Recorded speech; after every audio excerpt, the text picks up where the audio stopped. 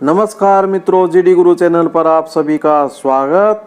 आज हम माघ महात्म्य का 19वां अध्याय श्रवण करने जा रहे हैं, तो ध्यान से सुने। वशिष्ठ जी बोले, हे राजन, भगवान श्री दत्तात्रेय जी ने जो इतिहास का वर्णन किया था वह मैंने तुमको सुना दिया है। अब तुम माघ स्नान का फल श्रवण करो। माघ स्नान समस्त यज्ञों, दानों, तपस्या एवं व्रतों में श्रेष्ठ है। हे दिलीप, माघ स्नान करने वाले प्राणी के पितर उत्तम गति को पाते हैं। असत्य भाषण, माता पिता को कष्ट देने से उत्पन्न पाप, पाखंड करने वाले तक सद्गति पाते हैं। तीर्थों पर माघ स्नान करने की महिमा अगाध है। इस दुर्लभ अवसर को भाग्यशाली ही पाते हैं। इसमें जप, तप, दान, हरि पूजन तथा स्नान करने वाला प्राणी अहोभागी है। माघ स्नान के पश्चात सामर्थ्य के अनुसार मंत्र, ईंधन, स्वर्ण, अन्न आदि का दान करना चाहिए। दीप, अग्नि, वस्त्र दान करने वाला भगवान सूर्य के तेजस्वी लोक को प्राप्त करता है। वे महान पापी जो अन्य प्रकार के किसी यज्ञ, जप, तप, दान और धर्म कार्य से अपने पापों के द्वारा मुक्ति नहीं पा सकते, उन्हें अवश्य माघ स्नान करना चाहिए। माघ स्नान समस्त प्रकार से श्रेष्ठ है और निश्चय ही स्नान करने वाले को मुक्ति प्राप्त होती है। उसके समस्त पापों को माघ स्नान नष्ट करता है, चाहे वह पापी कैसा ही क्यों न हो। वे पापात्मा जो दोपहर के समय भी माघ स्नान करते हैं, यम की अनेकों यातनाओं से मुक्त हो जाते हैं। स्नान करने के उपरांत जो हरि के चरणों का पूजन करते हैं, वह स्वर्ग के दिव्य सुखों का उपभोग करते हैं और अगले जन्म में राजा बनते हैं तथा अपने वंश का उद्धार करते हैं। हे दिलीप, जिस प्रकार एक छोटी सी चिंगारी से काठ का बड़ा ढेर भी नष्ट हो जाता है, वैसे माघ स्नान के द्वारा बड़े से बड़े पापों का समूह नष्ट होता है। मन, कर्म, वचन के द्वारा हुए समस्त पाप नष्ट होते हैं। जिस प्रकार भगवान विष्णु समय आने पर दैत्यों का तुरंत संहार कर देते हैं, वैसे ही माघ स्नान पापों को नष्ट करता है, चाहे किसी भी कारण से। यदि कोई प्राणी माघ स्नान कर लेता है तो उसके पाप नष्ट हो जाते हैं। गंधर्व कन्याएं श्राप भोग रही थी, तब दया करके लोमस जी ने स्नान का फल बताया और उनका संहार किया।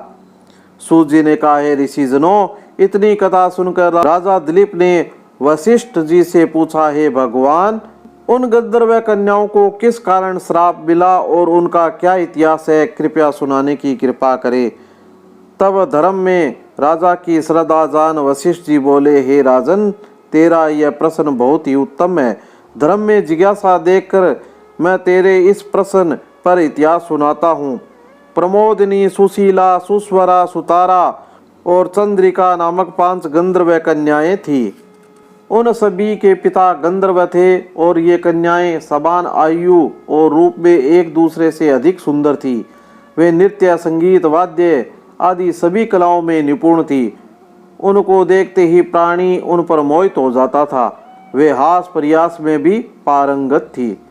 वे गंधर्व बालाएं साथ साथ खेला करती थी, कभी वन में, कभी पर्वत पर, कभी उपवन में, कभी किसी सरोवर पर जाकर खेलती रहती थी।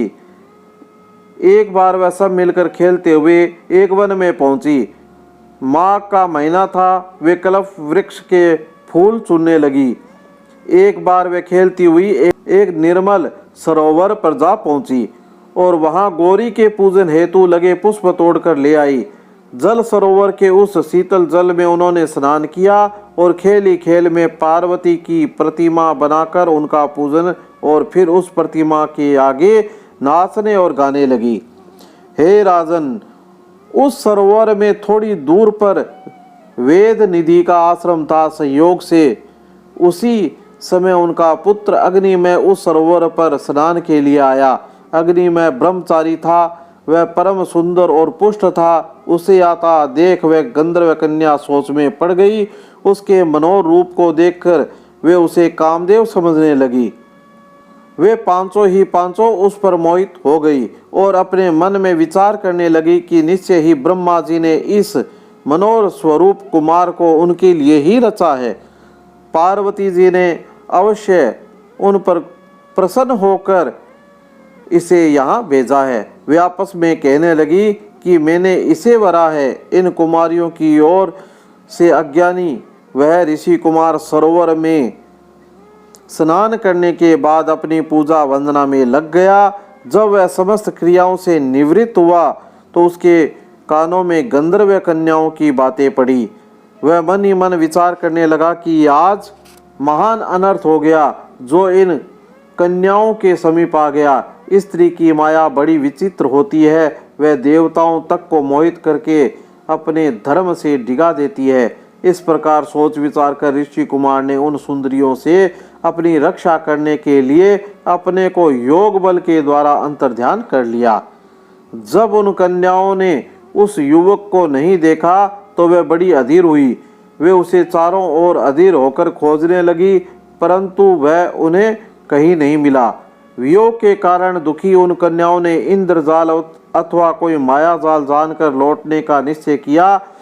विरह से तृप्त बहुत विलंब करके जब वह अपने घर पहुंची तो उनकी माताओं ने उनसे देर से आने का कारण पूछा और उनके चेहरों पर विषाद चिन्हों को देखकर तरह तरह के प्रश्न पूछने लगी।